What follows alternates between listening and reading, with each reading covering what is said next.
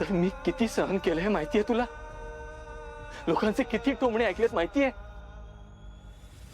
अरे हा तर अनाथ आहे, याला नागाना पिछा, याचा बाप कोण आहे हे सुद्धा याला माहिती नाहीये, याचं कुटुंब नाहीये. हे सगळं मी सहन केलंय,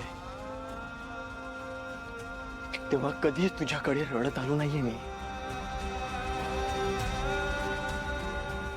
आज तू माझ्या समोर असं दुःख ठेवलंयस, नाही कळते मला मी हे कसं स्वीकारू. मला नकोय तो माणूस, मला नकोय तो माणूस. ज्या माणसाबद्दल माझ्या मनात एवढा राग होता, त्याच्याबद्दल एवढा तिरस्कार होता, त्याच माणसाला तू माझ्या इतकं जवळ आणलंयस. जेव्हा हा माणूस माझ्या जवळ आला, आमच्यात एक अटॅचमेंट व्हायला लागली, ती एक नातं निर्माण होणार होतं. पण जेव्हा तू हे सत्य माझ्या समोर आणलंस, तेव्हा काय करू, कसं स्वीकारू आहे नातं?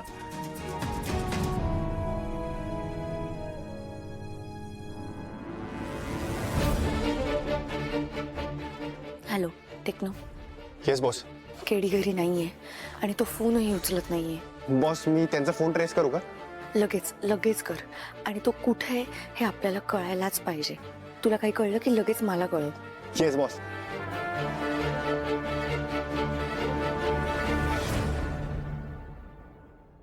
त्या माणसाला हे सगळं आधीच माहिती होतं.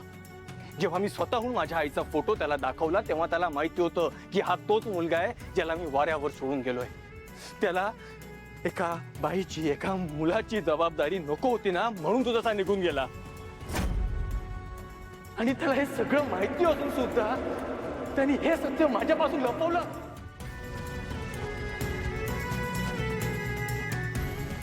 माझ्याशी निस्वार्थी, निरपेक्ष म्हणून मैत्री केली. मित्र मित्र म्हणत राहिला ना तुम्हाला, जेव्हा गरज होती तेव्हा आला नाही आणि आता आलाय. का? का तर कारण त्याच्या मनावरचं ओझं कमी व्हावं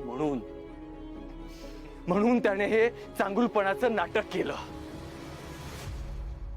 हे करून त्याने फक्त आईलाच नाही, मला सुद्धा फसवलंय. आता त्या माणसाला मी कधी माफ केलं नव्हतं आणि इथून पुढेही कधीच करणार नाही. तुला परीक्षा बघायची ना माझी, आज मी तुझं एक चॅलेंज एक्सेप्ट करतो. तू कितीहीदा त्या माणसाला माझ्या जवळ आण, त्याला माझ्या सतत आजूबाजूला ठेव. मी त्या माणसाला पाप म्हणून कधीच स्वीकारणार नाहीये. हा केदार देवकी म्हणून आयुष्यभर जगेन.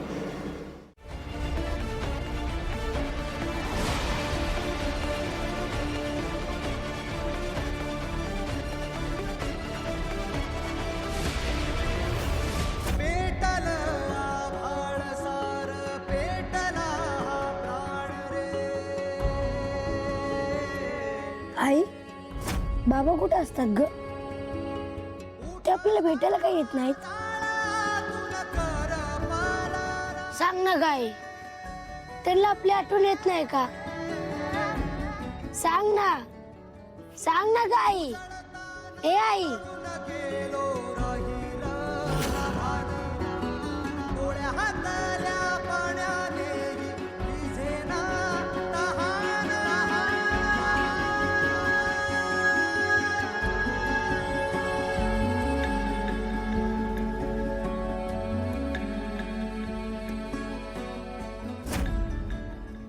तो माणूस मला कधीच भेटायला येणार नाही का?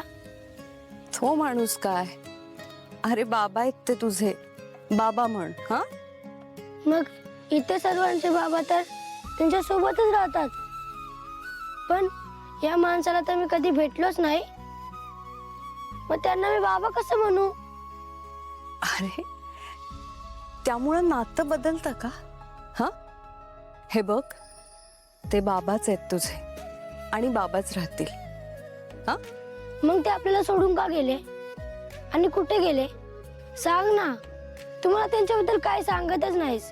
आई सांग ना, मी त्या माणसाला कधी भेटणार? सांग ना गाई. इकडे कोण आहे तो? चंद्र. तो आपल्या जवळ आहे का? नाही ना. तरी पण तो सतत आपल्या सोबत असतो, हो की नाही? तसेच तुझे बाबा सुद्धा आपल्या जवळ नसले ना तरी मनानं कायम आपल्या सोबत आहे. हा, लक्षात ठेवा, कायम. दूर दूर चालली चल घरी. आज माझी सावली दूर दूर चाल. जनरली हे लोक या कामासाठी ट्रक्स कंटेनर याचा वापर करतात, पण आपण चेकपोस्ट चेक नाका इथे इन्स्ट्रक्ट केल्यामुळे ही लोक छोट्या मार्गाचा वापर करतील. माझ्या अनुभवावरून सांगतो बॉस, आज हे छोट्या वाहनांनी ट्रान्सपोर्टेशन करणार. ओके. जैन बॉस. जय. बॉस, टेक्नोने दिलेल्या लोकेशनची माझ्या सोर्सेसकडून मी माहिती मिळवली आणि तिकडे भंगारचं डम्पिंग आहे आणि त्यात एक आयसोलेटेड गोडाऊन आहे. ओके. आणि आज ट्रान्सपोर्टेशन तिथूनच होणार आहे. टेक्नो, तू तुझ्या व्हॅनच्या बाहेर पडणार नाहीस. कत्री तू त्याला कव्हर करशील. हा, नाव काढू नका त्या माणसाचं. कमांडर आणि फातिमा, तुम्ही बॅक गेटला कव्हर कराल. माझी हे जिवंत आहे की नाही हे सुद्धा बघायला तो आलेला नाहीये. बॉस, आज तुम्हाला कवर देऊ का मी? नाही, केडी मला कव्हर देईल. केडी, त्या माणसाच्या आठवणीत ना माझी आई रात्र रात्र रडायची. का वागला माझ्या आईशी असा? काय गरज होती आमच्यासोबत एवढं वाईट वागण्याची? केडी, देशील ना मला कव्हर? हो. ओके. Team, mission on.